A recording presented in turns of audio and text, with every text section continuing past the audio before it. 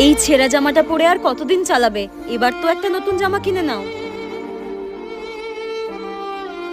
এইভাবে আর কতদিন চলবে? হাতে তো একটা টাকা পয়সাও নেই গিন্নি, কোথা দিয়ে কিনবো একটা নতুন জামা? এই ছেঁড়া জামা কাপড় পরেই কাটাতে হবে। আচ্ছা, কাল তো পয়লা বৈশাখ, তুমি একটা কাজ করো, মহাজনের কাছ থেকে কিছু টাকা নিয়ে একটা জামা নিয়ে এসো। কাল সকালে যদি মহাজন কিছু টাকা দেয়, দেখবো কিনতে পারি নাকি। ও বাবা, বাবা, ও মামা, কালকে তো পয়লা বৈশাখ, এই বছর তোমরা আমার জন্য নতুন জামা কিনবে তো? হ্যাঁ।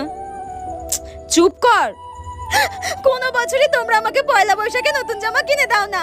এই বছর কিন্তু আমার পয়লা বৈশাখে নতুন জামা চাই, আমাকে কিনে দিতেই হবে। আচ্ছা মা, আচ্ছা, এই বছর পয়লা বৈশাখে তোকে একটা নতুন জামা কিনে দেবো। এবার খুশি তো? হ্যাঁ হ্যাঁ, খুব খুশি খুব খুশি, ঠিক আছে। পাগলি মেয়ে একটা।